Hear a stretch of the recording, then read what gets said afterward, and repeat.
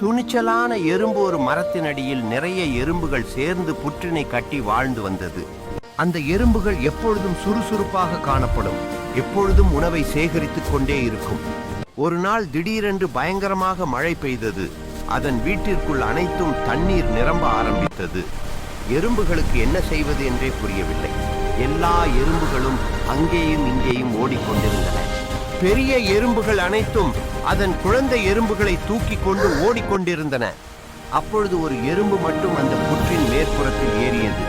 அந்த ஏரியின் பெயர் ஜானி. அந்த எறும்பின் நண்பனான இன்னொரு எறும்பு அந்த எறும்பை உள்ளே வரும்படி கூப்பிட்டது. அப்பொழுது இந்த ஜானி எறும்பானது அதன் நண்பனிடம் கூறியது, என்னால் உள்ளே வர முடியாது, உள்ளே நிறைய தண்ணீர் நிரம்பிக் கொண்டிருக்கிறது, உள்ளே இருந்தால் நாம் இறந்து விடுவோம், நீயும் என்னுடன் வா என்று கூறியது.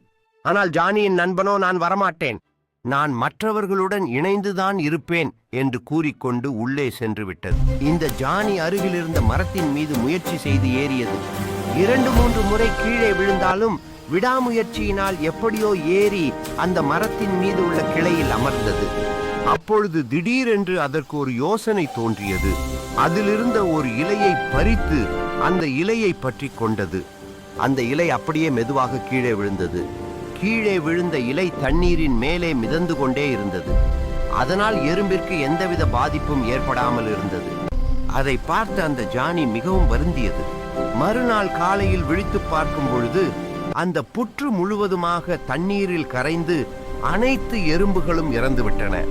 கருத்து ஆபத்து நேரங்களில் சிந்தித்து செயல்பட வேண்டும். நான் என் நண்பர்களை என்னுடன் கூப்பிட்டேன், அவர்களும் என்னுடன் வந்திருந்தால் இந்நேரம் உயிரோடு இருந்திருப்பார்கள் என்று நினைத்து மிகவும் வருந்தியது. இது மாதிரி கதைகள் பிடிச்சிருந்தா கொஞ்சம் லைக் பண்ணுங்க, கொஞ்சம் சப்ஸ்கிரைபும் பண்ணிடுங்க.